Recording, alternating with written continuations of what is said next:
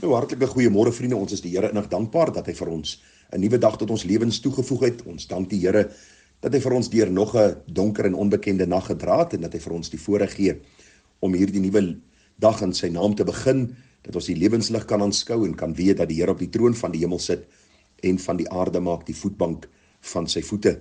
Nou vriende, ons gaan aan met ons reeks aktuele boodskappe. Vanmôre gaan ons bietjie kyk na die gedagte, wat sê die Bybel oor kraswoorde en taalgebruik? Ag, kom ons praat maar sommer in eenvoudig Afrikaans oor vloekwoorde, woorde wat ons gebruik in ons alledaagse gesprekke, selfs woorde wat kan lei na suggestiewe gedagtes wat ons by mense dan tuisbring. En die vraag is, wat sê die Bybel oor ons woordkeuses, oor die gebruik van woorde, kraswoorde, vloekwoorde, noem dit net wat u wil. Nou vriende, as ons kyk na die Bybel, dan is die Bybel baie duidelik daaroor dat 'n mens se hart en se mond praat maar saam. Wat die hart van vol is, loop die mond van oor, so het die ouer mense vir ons geleer en sê die Suid-Afrikaanse spreekwoord dit vir ons so mooi. En die Bybel leer vir ons daar in Lukas 6 vers 45, daar staan die goeie mens bring uit die goeie skat van sy hart tevoorskyn wat goed is, en die slegte mens bring uit die slegte skat van sy hart tevoorskyn wat sleg is, want uit die oorvloed van die hart spreek die mond. En dan sê vers 46, en wat noem julle my Here, Here, en doen nie wat ek sê nie. Vriende, dis baie keer vir my onrusbarend as ek hoor hoe mense het bely, hulle is weergebore, hulle behoort aan die Here, hulle is kinders van die Here, sommer maar net so terloops in hulle gesprekke vloekwoorde gebruik, kraswoorde gebruik en selfs suggestiewe woorde gebruik en sinne gebruik en gedagtes vir ons deurgee. En dit maak my bekommerd, want u sien, die Bybel sê vir ons, uit die skat van ons hart kom ons woorde na vore, en wanneer ons in 'n wêreld onsself bevind waar vloekwoorde, kraswoorde en al hierdie dinge algemeen bekend is en dit algemene gebruik is by die wêreldling, moet kinders van die Here juis anders te wees. En ek groei saam met my saamstem dat ons ook nodig het om te let op ons woorde en ons woordkeuses. Efesiërs 4:29 sê, laat daar geen vuil woord uit julle mond uitgaan nie, maar net 'n woord wat goed is vir die nodige stigting, sodat dit genade kan gee aan die wat dit hoor. Baie belangrik dat daar geen vuil woord uit ons mond moet uitkom nie. Nou mense is baie lief om hulle self te regverdig en te sê, ag, hierdie is nie 'n vuil woord nie, dis miskien 'n kragwoord, of is nie 'n kragwoord nie, maar dis maar net hoe ek myself wil uitdruk, en ek kan myself net uitdruk as ek hierdie woord dan gebruik, en so probeer hulle baie verskonings aanbied vir die woordkeuses. Nou kom die Bybel en hy sê, geen vuil woord nie.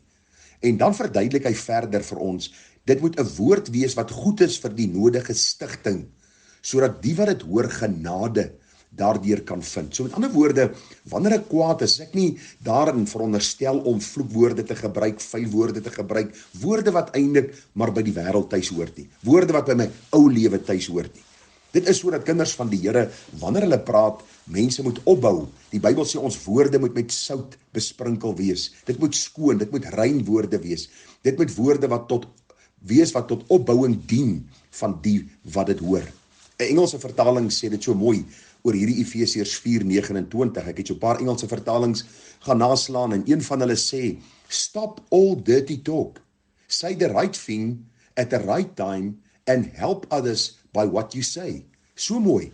Stop alle vuil woorde, stop alle gesprekke en woorde wat nie tot die nodige stigting dien nie.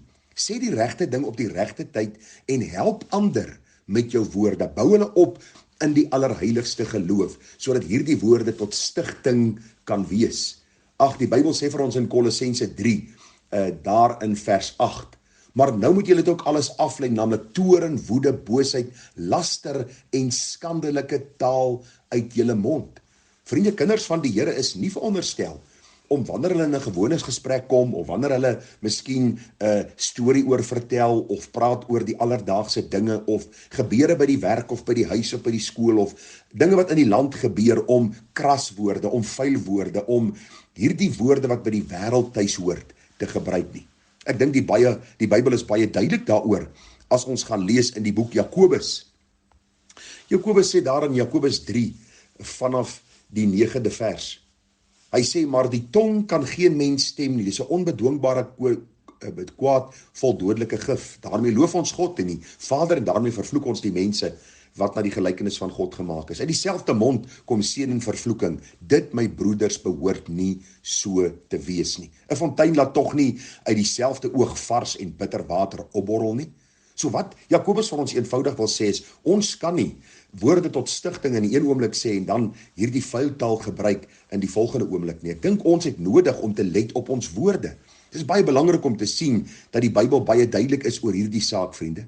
Ons kan daar in 1 Petrus 3 vers 10 hierdie groot waarheid sien, waar die apostel Petrus die volgende sê, en dit is vir my so mooi, hy sê, want wie die lewe wil lief hê en goeie dae wil sien, moet sy tong bewaar vir wat verkeerd is en sy lippe, dat hulle geen bedrog spreek nie. Ons kyk maar in die media en ons sien hoe mense 5 en 10 en 15 jaar terug sekere uitlatings gemaak het en sekere kraswoorde gebruik het en sekere woorde wat nie tot stigting was nie gebruik het en vandag pluk hulle die bittere vrugte van hulle woorde.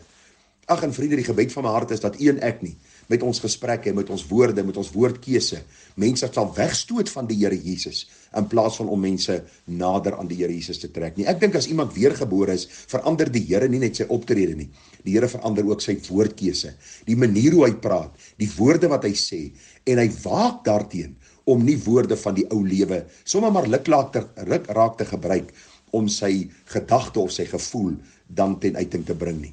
Daarom is dit belangrik dat ons sal sien, dat die Here vir ons sê, dat daar geen fyn woord uit ons mond moet kom nie. Terwyl ek hierdie boodskap hier voorberei het, ek gedink aan die baie bekende liedjie, wat ons gereeld sing in die kerk, en dit gaan oor die lewe wat ek leef, bring dit my nader nader na u, en die dade wat ek doen, bring dit my nader na u, en dan sê die tweede versie, en die praatjies wat ek praat, bring dit my nader na u, en die gedagtes wat ek dink, bring dit my nader na u. En vriende, dit is 'n gedagte wat ons regtig moet oorpyns, en dit is 'n saak wat ons regtig as kinders van die Here moet heroorweeg, dat ons nie soos die wêreld in die kerk word, en dieselfde woordkeuse gebruik as wat die wêreld gebruik, en onsself uitdruk op 'n manier, soos die wêreld hulle self uitdruk nie.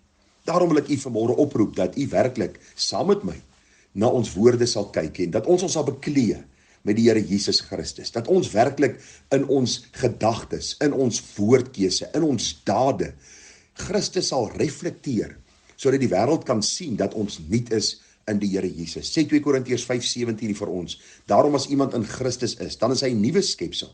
Die ou dinge het verbygegaan, kyk, dit het alles nuut geword. Vriende, die oomblik toe die Here my siel gered het, dit is 35 jaar terug, is een van die eerste dinge wat die manne agtergekom het, anders by my was, is my woordkeuse. Ek het God se naam uitlik gebruik, ek het gevloek, ek het vuil grappe vertel. Vriende, ek het dinge gesê wat skandelik was, maar die oomblik toe die Here Jesus my siel uit genade kom red het, het hy my spraak kom verander. En ek dank die Here dat hy genadig en barmhartig is, dat ek nog steeds kan let daarop. En die kere wat 'n mens nog geval het daarna, miskien as jy kwaad geword het, of miskien as daar iets gebeur het, vriende, dan is daar vergifnis, en ook 'n hernieude toewyding aan die Here, om vir die Here te sê, Here, hierdie spraak hoort by my ou lewe, en ek pleit by u, en ek vra u, dat u my gedagtes sal reinig, u my hart sal reinig, dat u my woorde sal reinig, sodat dit met sout besprinkel sal wees, sodat ek mense kan stig wat dit hoor, en nie 'n aanstoot sal wees vir mense en vir die wonderlike evangelie van ons Here Jesus Christus nie. Daarom wil ek hierdie boodskap hier afsluit deur vir u te vra dat u werklik vir die Here genade sal vra, dat u sal let op u woorde. Onthou, baie keer luister mense en jy praat baie, en die oomblik getuig jy oor Jesus se goedheid in jou lewe en hoe wonderlik hy jou siel gered het, en die volgende oomblik hoor hulle hoe jy praat en jy gebruik woorde wat hulle gebruik as hulle kwaad is, of wanneer hulle een of ander saak klem wil oplê. En daardie twee vriende kom nie by mekaar uit nie. Daarom pleit ek by u, dat u woorde sal tel, dat u dit sal weeg, en dat u sal hoor wat die Here vir ons in sy woord sê.